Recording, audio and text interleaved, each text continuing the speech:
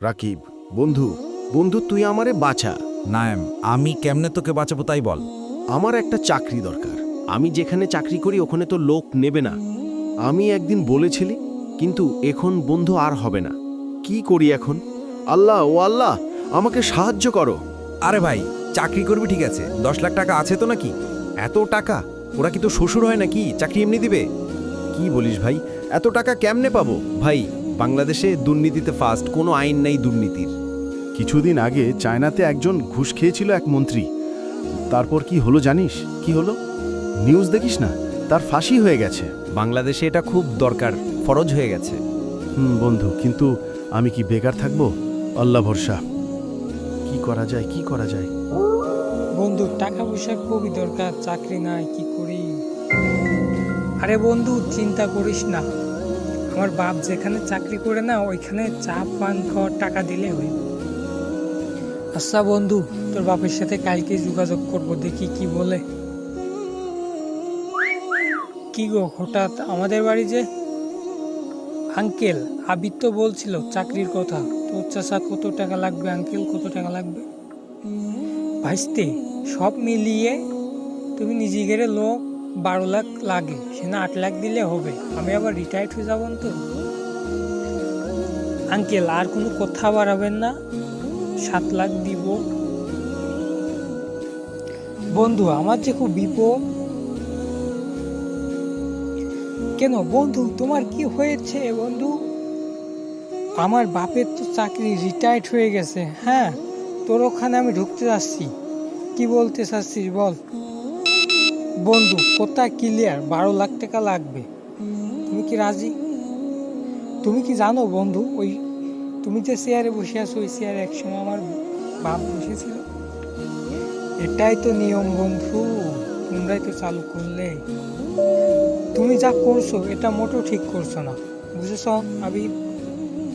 শুধু ঘুষ নিলে হবে না, ঘুষ দেওয়া লাগবে। বর্তমান এই অবস্থা দেশে কোনো। ওরা আমার ছেলের চাকরি দিতে 12 লাখ টাকা চাইলো, সেখানে 7 লাখ দিয়ে চাকরি হয়েছে। যেমন কর্ম তেমন ফল। ঠিকই আছে, ঠিকই আছে।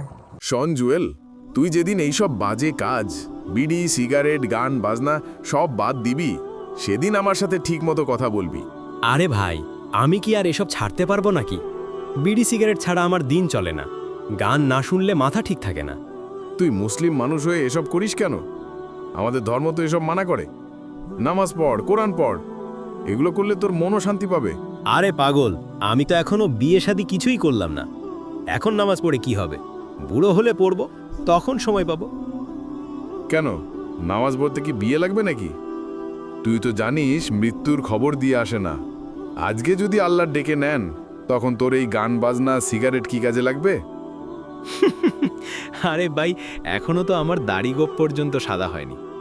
বুড়ো হলে নামাজ রোজা সব করব। এখন তো বয়স আছে, একটু মজা করি। এই সময়টাই আসল। তোর দাড়ি সাদা হয়ে গেলে, শরীরের জোর চলে গেলে, তখন ইচ্ছা থাকলেও নামাজ পড়তে পারবি না। তখন অনুতাপ করবি, কিন্তু লাভ হবে না। তোর কথা মন্দ না, কিন্তু এত বছর যা করলাম, একদিনে কি সব ছাড়া যায়? ধীরে ধীরে কর। আজ একটা নামাজ শুরু কর, কাল আর একটা। বিড়ির সংখ্যা কমা, গান কম শুন। একদিন দেখবি তোর মন থেকেই সব ছেড়ে দিবি। ঠিক আছে ভাই, তোর কথা মনে রাখার চেষ্টা করব। তুই আমার জন্য দোয়া করিস। আল্লাহ তোর জন্য রহমত বর্ষণ করুন। তুই একদিন নামাজের মজা বুঝবি, তখন আর পেছন থাকাবি না। প্লিজ প্লিজ আমাদের চ্যানেলটা লাইক সাবস্ক্রাইব করুন। তোর বাপের টাকা আছে বলে আজকে তুই আমার সিগারেট দিলি না, আমি আর ভিতরটা করেই ছাড়ব। যা, তুই যা করবি করবি, আমি তো সিগারেট আজকে দিতে পারবো না, পারবো না, পারবো না। এ বুকা সুদা, আমি কি কোনোদিন বিড়ি খাতাম রে? তুই তো আমার খাওয়ানো শিখলি, আজকে বিড়ি দিবি না কা? আমি বাপের কাছে যে টাকা নেবো কৌশলে, দেখি বাপ দেয় নাকি। থাক তুই, তোর প্রতিদিন কিসির টাকা রে? আজকে তোর কোনো টাকা দিতে পারবো না। টাকা নে কি অকাজ করে বেড়াস? হ্যাঁ যা এখন। আমও ক্লিয়ার কথা কয়ে দিচ্ছি, তুমি টাকা দিতে পারবা না ক্লিয়ার, আমও ক্লিয়ার। বাড়ি কালকে কোনো দুর্ঘটনা ঘটলে আমি কিন্তু কিছু দেখতেও পারবো না। আমি তোর বাপের কাছে আজকে কব, তুই যে চুরি করিস, এতটুক ছেলে তোর যে এখনো দুধের দাঁত পড়েনি, কি করতে চুরি করিস, তোর বাপের কাছে কব।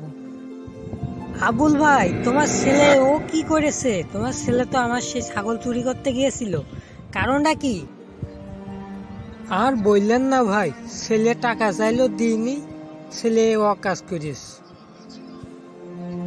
আর হ্যাঁ, আপনার ছেলে তো অমুকের দোকানে বিড়ি খেয়ে 4,000 টাকা বিল করে ফেলে। কি শোনালেন ভাই? আমার আমার ছেলে এত বড় গাঁজা করে গেছে, আমি জানি না, আজকে ওর